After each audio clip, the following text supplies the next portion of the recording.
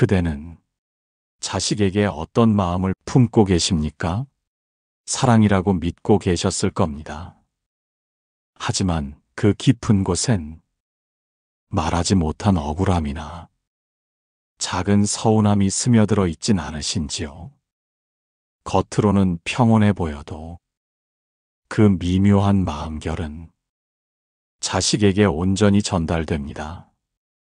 말보다 먼저 닿는 것은 부모의 표정, 눈빛, 그리고 기운입니다. 그것이 곧 업이 됩니다. 자식 앞에서 절대 품어선 안 되는 첫 번째 마음은 미움입니다. 많은 이들이 말합니다. 화를 낸 적 없다고, 언성을 높이지 않았다고. 그러나 부처님께서는 말씀하셨습니다. 참는다고 해서 그 마음이 사라지는 것은 아니라고.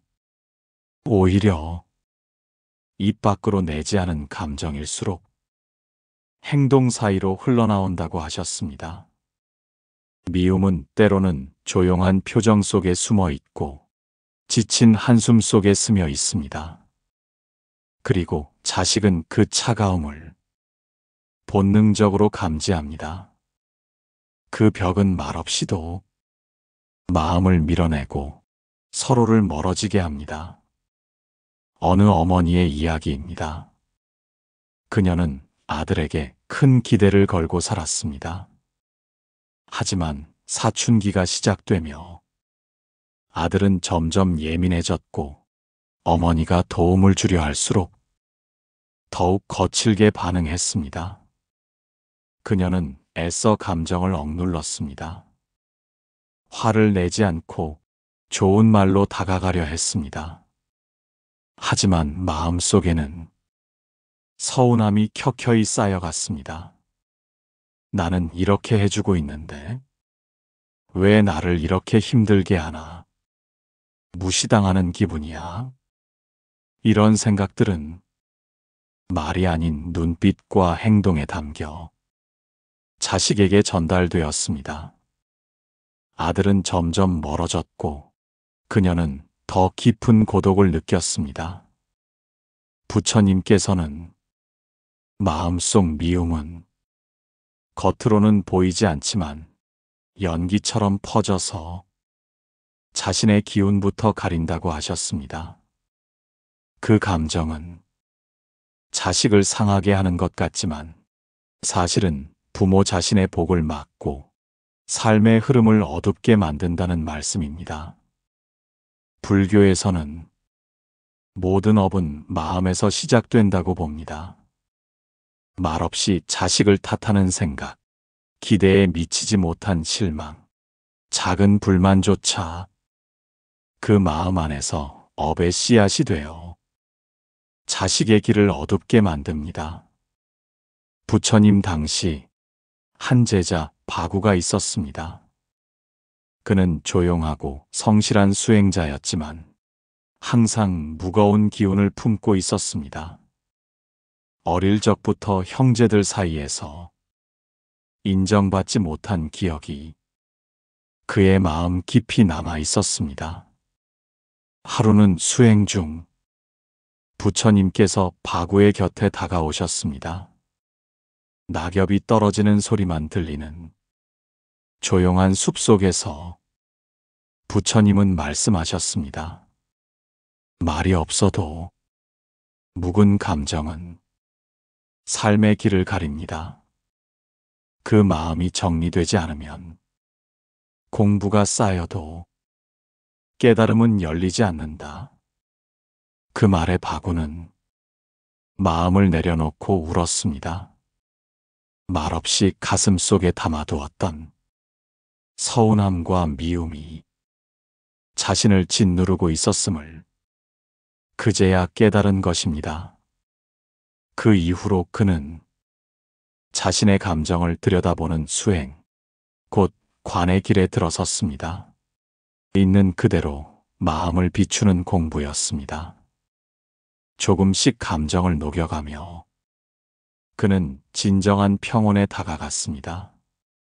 이 이야기에서 우리는 다시금 돌아봅니다. 미움은 자식에게 상처를 주기 전에 나의 복을 가리는 안개입니다. 많은 부모가 말합니다. 나는 최선을 다했다. 하지만 그 최선 안에 억눌린 기대와 감정이 숨어 있다면 그 에너지는 자식에게도 부담이 되어 돌아갑니다. 부처님께서는 감정은 억제하는 것이 아니라 살펴보고 흘려보내야 한다 하셨습니다. 그 마음을 놓아주지 않으면 자식은 부모의 침묵 속에서도 비난을 느끼게 됩니다. 자식 앞에서 절대 품어선 안 되는 첫 번째 마음, 바로 미움이었습니다. 그 마음이 풀리면 아이의 표정도 삶의 결도 조금씩 달라지기 시작합니다. 자식을 바라보다 보면 자주 이런 물음이 스치곤 합니다. 왜 우리 아이는 유독 예민할까? 왜 쉽게 토라지고 왜 남들처럼 말끔하게 커주지 못할까?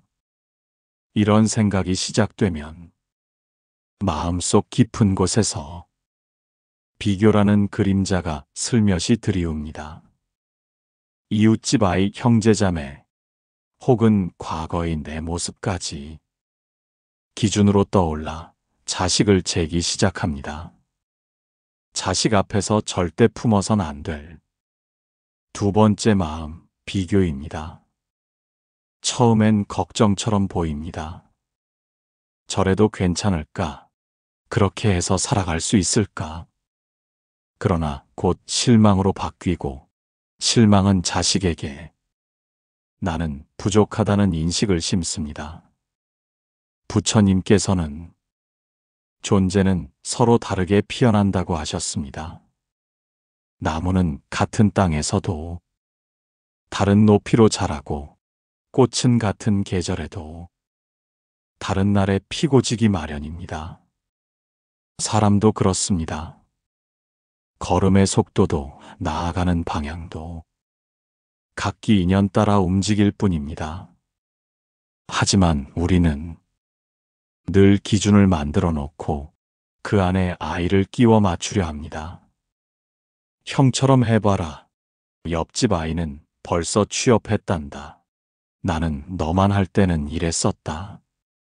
이런 말들은 자식을 성장시키는 말이 아니라 자신의 마음을 정리하지 못한 표현일 뿐입니다.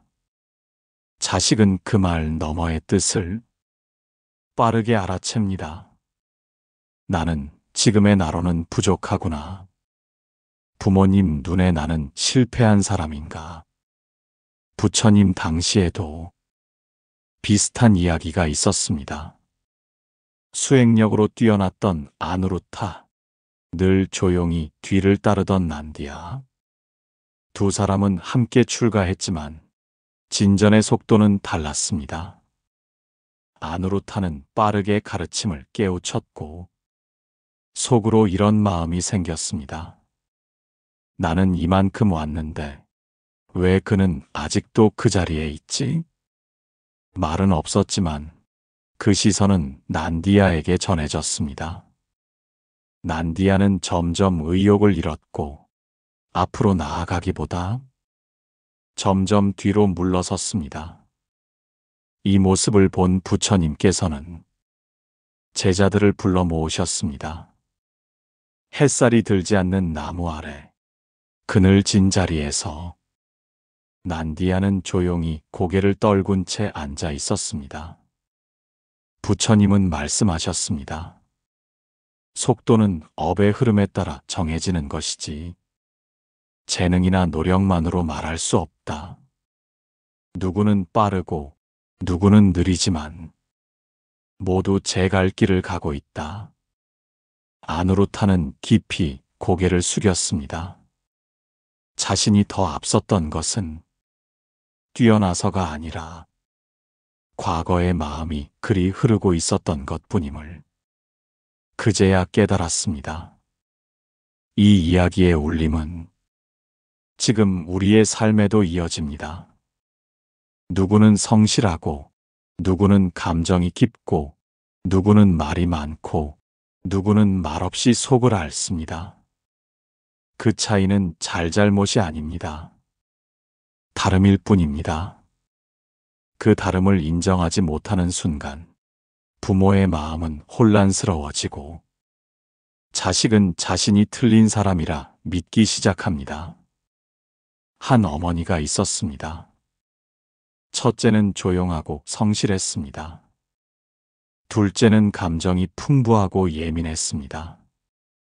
어머니는 무의식 중에 늘 첫째를 기준으로 둘째를 바라보았고, 어떤 일을 해도 형처럼만 했으면 좋겠다는 마음을 숨기지 못했습니다. 어느 날 둘째가 말했습니다. 엄마는 내가 뭘 해도 형이 먼저인 것 같아. 그 순간 어머니는 자신이 비교하고 있었음을 처음으로 깨달았습니다. 사랑이 부족했던 게 아니라 그 사랑을 기준 속에서만 주려 했던 겁니다. 그녀는 그날 이후 둘째를 있는 그대로 보려 했습니다. 바꾸려 하지 않고, 이해하려 하지도 않고, 그저 함께 머무는 시간을 늘려갔습니다. 그때부터 아이는 조금씩 변해갔습니다. 예전보다 더 자주 눈을 맞추고 따뜻한 말로 마음을 건네기 시작했습니다. 부처님께서는 말씀하셨습니다. 비교는 관계를 끊는 칼이다. 겉으로는 정성과 관심 같지만 실상은 인연을 어지럽히는 독이다.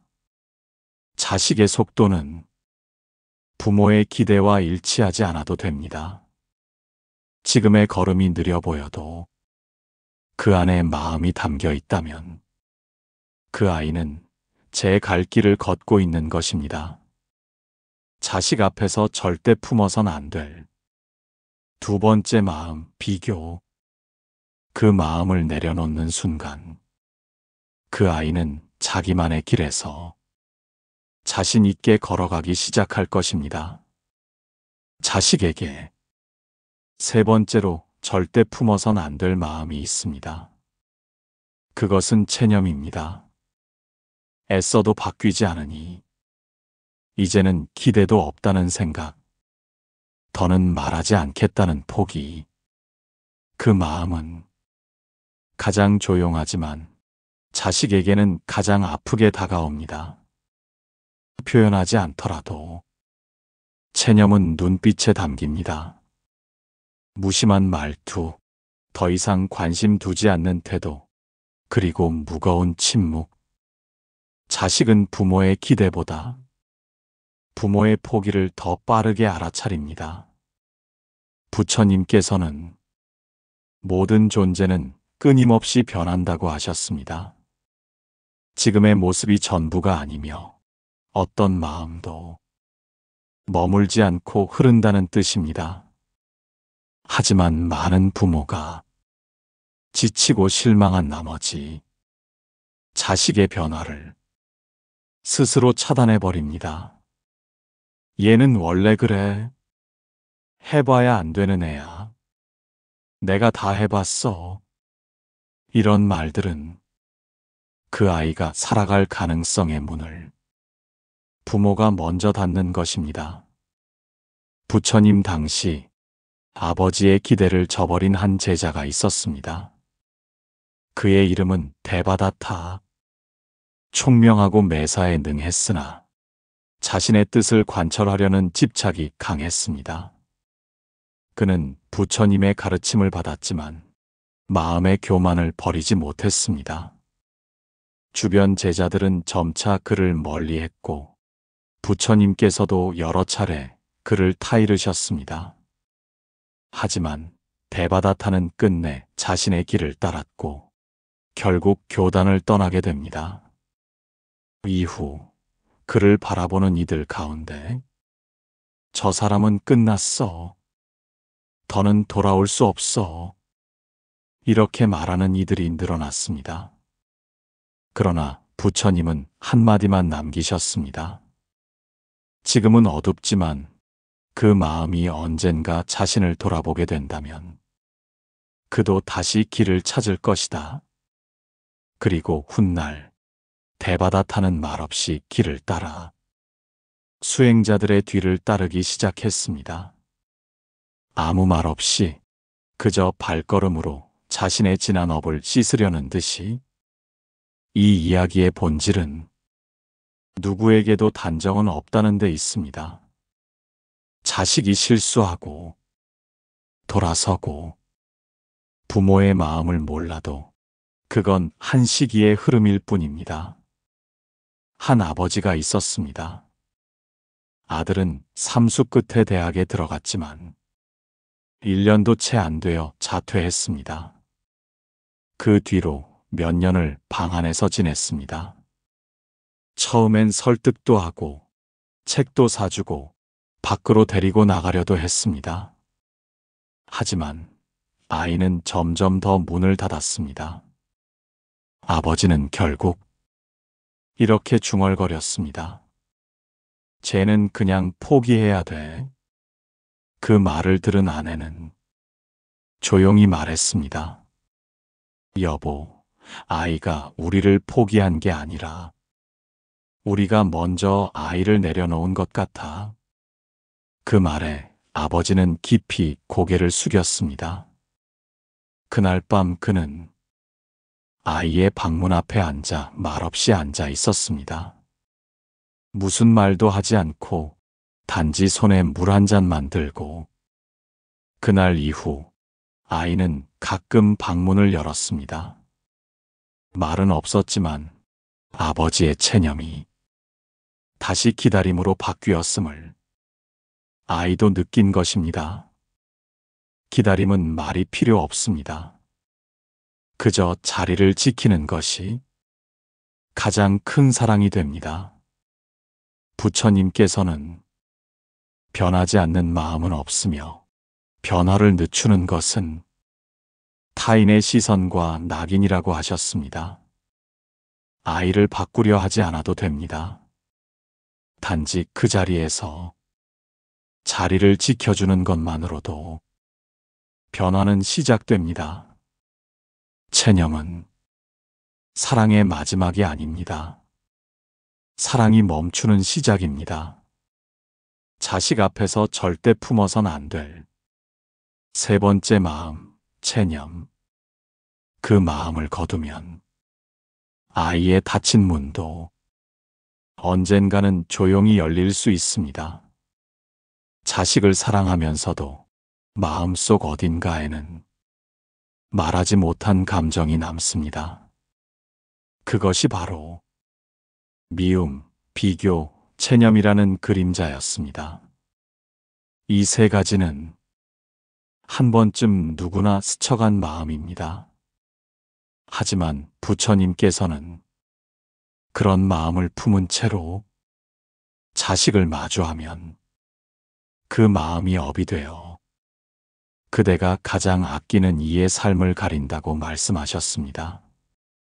그 마음을 품은 채 아이를 가르치려 하면 말보다도 먼저 그 마음의 색이 전해집니다.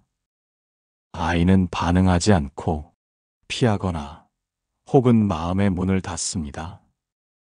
그제서야 부모는 말합니다. 나는 다 해보았다. 이제는 모르겠다. 그러나 부처님께서는 사랑은 행동의 총합이 아니라 마음의 상태라고 하셨습니다. 말보다 크고 행동보다 먼저 도달하는 것이 마음의 기운이기 때문입니다. 그대는 지금 어떤 마음으로 자식을 보고 계십니까? 그 아이를 있는 그대로 한 번이라도 따뜻하게 바라보신 적이 있으십니까?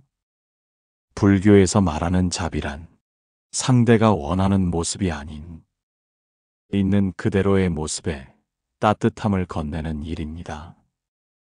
그대가 바라는 모습에 자식을 맞추려 하지 말고 지금의 모습 속에서 그 가능성을 찾아주는 일입니다. 자식은 종종 부모가 생각한 길로 가지 않습니다.